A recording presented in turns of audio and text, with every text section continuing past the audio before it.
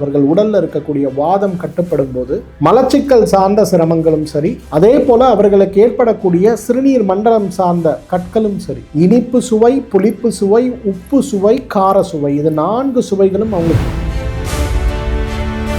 கீரை வகைகள், நிறைய நார்ச்சத்து இருக்கக்கூடிய பழ வகைகள், உலர்ந்த பழங்கள்ல குறிப்பா திராட்சை, பேரீச்சை, ஆப்ரிகாட்ஸ் இதெல்லாம் வாத உடலமைப்பை கொண்டவர்களுக்கு. அதே போல மலச்சிக்கல் அப்படிங்கிறது வாத உடம்பமைப்பை கொண்டவர்களுக்கு கூடவே பிறந்தது. தினமும் ஏதாவது மலம் கழிவதற்கென்று ஒரு பொருளை சாப்பிட்டா மட்டும்தான் மலம் கழியும். வழக்கமா சொல்ற மாதிரி கீரை சாப்பிடுங்க மோஷன் போகும், பீன்ஸ் சாப்பிடுங்க மோஷன் போகும், இல்லைன்னா 2 நாள் 3 நாள் இல்ல.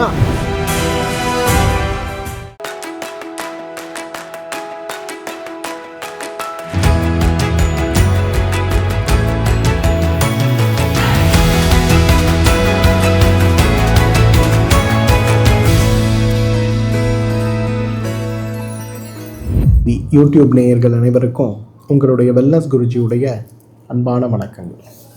நிறைய உணவை பற்றி நம்ம பேசும்போது வாத உடம்பு, பித்த உடம்பு, கப உடம்புன்னு 3 விஷயங்களை பற்றி பேசும். வாத உடம்பு எனக்கு இருக்கா, நான் எப்படி சார் தெரிஞ்சுக்கிறது? 10 அறிகுறிகள் ஞாபகம் வச்சுங்க.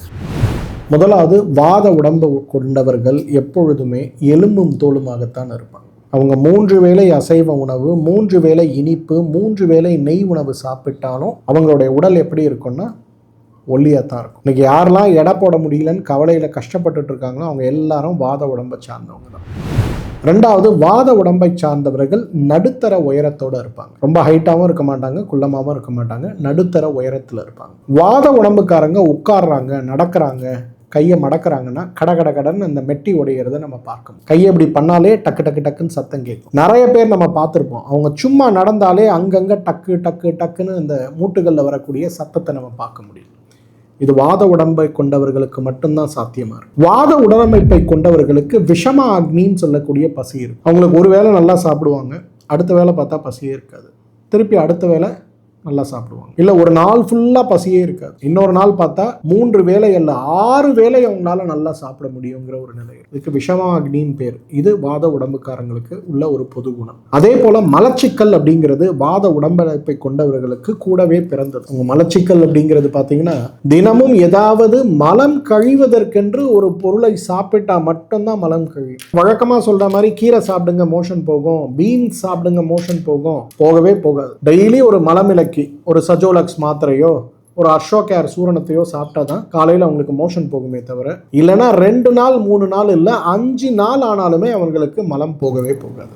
வாத உடலமைப்பை கொண்டவர்கள் பொதுவாகவே மனதளவில் சஞ்சல குணத்தையும் பயத்தையும் கொண்டிருப்பாங்க. குறுகிய மனம் கொண்டு கோபப்படுறது, கத்துறது, சண்டை போடுறது, இதெல்லாம் பார்த்தீங்கன்னா வாத உடலமைப்பில் ரொம்ப அதிகமாக இருக்கும். அவங்கள மாத்துறது ரொம்ப ஈஸி. அவங்க ஏதாவது ஒரு பிரச்சனையோட வராங்க அப்படின்னும் போது நம்முடைய எண்ணங்களை அவர்களுக்கு புரிய வைத்து மாற்றி வைத்து நல்ல சுமூகமாக செய்யக்கூடியது அப்படிங்கிறது வாத உடலமைப்புல ரொம்ப சுலபம். பெரும்பாலும் ஒரு படை இருக்குன்னா அதுல நம்ம சோல்ஜர்ஸ் பார்ப்போம், அப்புறம் ஜெனரல்ஸ் பார்ப்போம், அதுக்கப்புறம் யார் அரசனா இருக்காங்கன்னு பார்ப்போம். இந்த சோல்ஜர்ஸ் அப்படிங்கிறவங்க எல்லாருமே பார்த்தீங்கன்னா வாத உடலமைப்பை கொண்டவர்கள். அவங்களுக்கு ஒரு கட்டளை கொடுத்து இந்த வேலையை செய்யுங்க அப்படின்னா அந்த வேலையை செய்வாங்களே தவிர சுயமாக சிந்தித்து அந்த இடத்துல வேலை செய்யக்கூடிய திறன் வாத உடலமைப்பை கொண்டவர்களுக்கு ரொம்ப குறைவா இருக்கும். ஆயுளை பொறுத்த வரையிலும் குறைந்தது 80 வயது 90 வயது வரை வாழக்கூடியவர்கள் அனைவருமே வாத உடலமைப்பை கொண்டவர்களாகத்தான் இருப்பாங்க. இந்த அல்ப ஆயுசுன்னு சொல்லுவாங்க, சிறுவயது மரணம் அப்படிங்கிறது பெரும்பாலும் வாத உடலமைப்பில் ஏற்படவே ஏற்படும். அதே போல வாத உடலமைப்பை கொண்டவர்களுக்கு பக்கவாத நோயும் புற்றுநோயும் அல்லது உடலை பாதித்து இன்றைக்கு குணப்படுத்த முடியாத நோய்கள்ல பெரிய நோய்கள் வருவதற்கு ரொம்ப வாய்ப்புகள் அதிகம். எல்லாவற்றுக்கும் மேல வாத உடலமைப்பை கொண்டவர்கள் எப்பொழுதுமே அவங்களுக்கு தலைமுடி 80 வயதானாலும் கருகருவென்று இருக்கிறத நீங்க பார்க்க முடியும். தலைமுடி கொட்டவே கொட்டாது.